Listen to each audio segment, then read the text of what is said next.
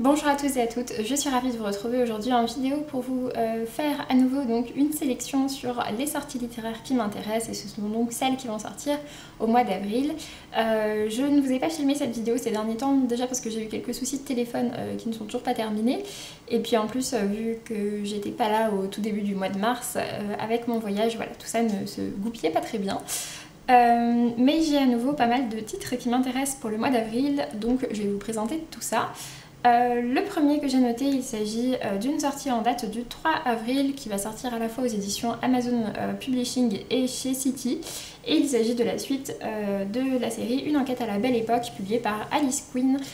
Et donc ce tome 2 s'appelle Le portrait brisé. Le premier tome s'appelait La lettre froissée. C'était une enquête donc voilà, à la belle époque que j'avais vraiment bien aimée. Et du coup je suis très curieuse de découvrir cette suite. Ça se passe à Cannes. Et c'est vraiment une très chouette série. En plus j'aime vraiment bien Alice Quinn. Donc voilà, je le lirai avec grand plaisir. Je me suis également noté une sortie en date du 4. Celle-ci, c'est une sortie qui faisait partie de ma vidéo sur les sorties de l'année que j'attendais le plus, puisqu'il s'agit de la sortie de Cendre par Johanna Marins aux éditions Snag. Et il s'agit du coup d'un roman plutôt d'imaginaire qui se passe dans le Londres du 19e siècle avec un côté un petit peu steampunk. Et vu que c'est Johanna qui l'a écrit, forcément j'ai très envie de le découvrir. Johanna tient la chaîne A Book Around the Corner et elle avait déjà publié un autre roman l'année dernière qui s'appelait Astronomie et que j'avais beaucoup aimé. Donc voilà, j'ai très hâte de lire celui-ci. Ensuite, je me suis noté toujours le 4, la sortie du Faiseur de rêves, le tome 2 par Lenny Tyler, donc La Muse des cauchemars, aux éditions Lumen. J'avais vraiment bien accroché avec le premier tome, on est sur de la fantaisie vraiment très originale avec un univers plutôt oriental, des dieux, des déesses et tout un univers autour des rêves et des cauchemars. Donc voilà, c'était vraiment très chouette et du coup j'ai très hâte de lire cette suite que je me procurerai à l'occasion pour la lire, c'est sûr. Ensuite, un roman que je vais recevoir, il s'agit de 3 coracles cinglés vers le couchant, écrit par Alex Nikolavitch. C'est aux éditions des Moutons électriques et ça va sortir donc toujours le 4. Je vais le recevoir parce que j'avais contribué à... j'avais fait une contrepartie donc, sur Ulule, enfin un financement sur Ulule et qui s'appelait Financer le futur des moutons électriques. Et donc du coup, pour une certaine somme, on recevait toutes les parutions des moutons électriques plus quelques bonus. Et celui-ci faisait partie de la sélection et c'est même un des titres qui m'a poussée à contribuer étant donné qu'il me faisait vraiment très envie. Je saurais pas trop vous dire là maintenant tout de suite de quoi ça parle. De mémoire c'est de la fantasy et c'est plutôt oriental. Voilà. Mais en tout cas ça me donne très envie, de manière générale j'aime beaucoup les publications des moutons électriques. Ensuite j'ai également noté la sortie du roman Le bruit des pages par Livia Meinzold aux éditions Charleston. Celui-ci va sortir le 9 et comme vous pouvez le voir peut-être sur le bandeau, il s'agit du prix du livre romantique 2019 de Charleston. Donc voilà, les premiers avaient été remportés par Clarissa Barr. Ensuite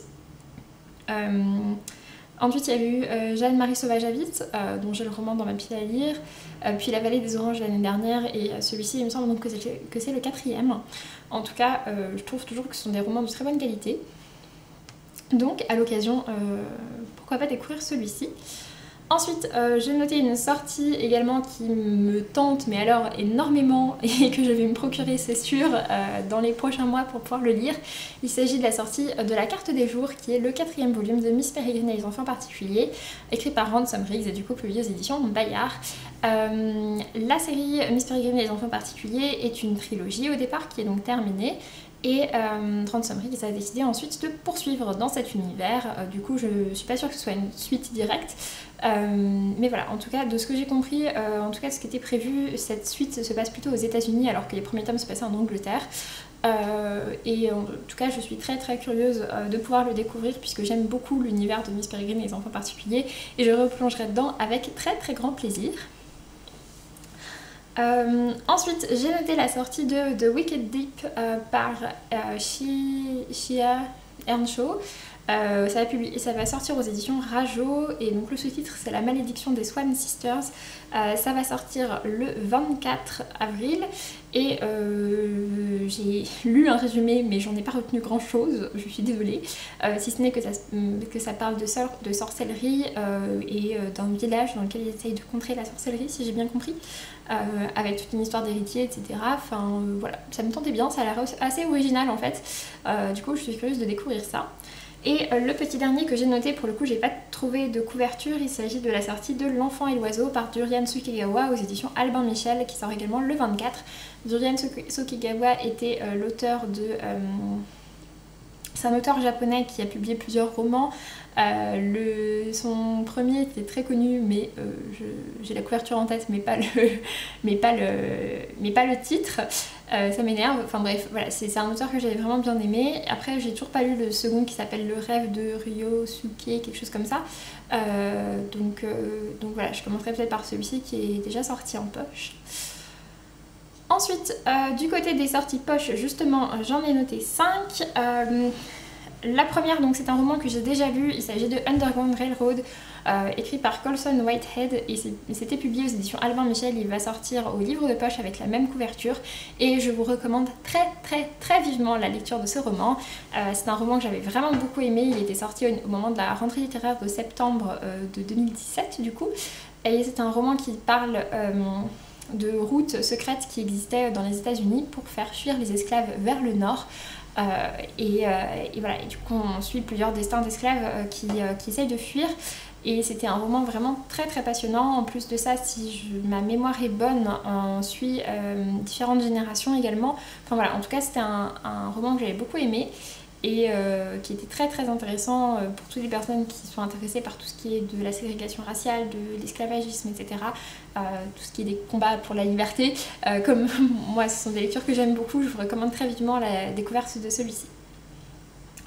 Ensuite, j'ai également noté la sortie de Source des tempêtes, le premier tome par Nathalie Do aux éditions Helios, donc la version poche des Moutons électriques. C'est un roman qui est sorti en grand format aux Moutons électriques et que j'ai pour ma part dans mes piles à lire, que je n'ai pas encore lu mais qui me fait très envie. On est sur de la fantasy apparemment assez sombre et assez descriptive pour ce qui est du premier tome. Mais voilà, pour ma part c'est vraiment un style de fantasy que j'aime beaucoup et du coup je suis très contente de l'avoir dans ma pile à lire, et il sort donc en poche pour ceux qui étaient intéressés par ce titre là. Ensuite, j'ai également noté la sortie du tome 3 de Annihilation, qui s'appelle donc Acceptation par Jeff Vandermeer, au livre de poche. J'ai déjà lu les tomes 1 et 2, et du coup, ben voilà, j'attends la sortie du 3e pour pouvoir conclure cette série. C'est pas forcément une série que j'aime tant que ça finalement, parce que je lui trouve quand même pas mal de défauts, mais il n'empêche que c'est une série qui arrive à bien nous tenir en haleine, et du coup bah, j'ai quand même envie d'avoir la réponse, enfin d'avoir certaines réponses à mes questions, puisque je me doute que je n'aurai toujours pas toutes mes réponses, puisque quand même c'est un petit peu le truc de l'univers d'avoir un côté très mystérieux, mais j'aimerais bien avoir quand même quelques petites réponses, voilà. Ensuite, une sortie pour le coup qui m'intéresse beaucoup, il s'agit de la sortie de Que passe l'hiver par David Brie. Donc c'était publié initialement aux éditions de L'Homme sans nom sous cette couverture-ci. Le graphisme est le même et il va sortir donc chez Pocket normalement le 11 avril.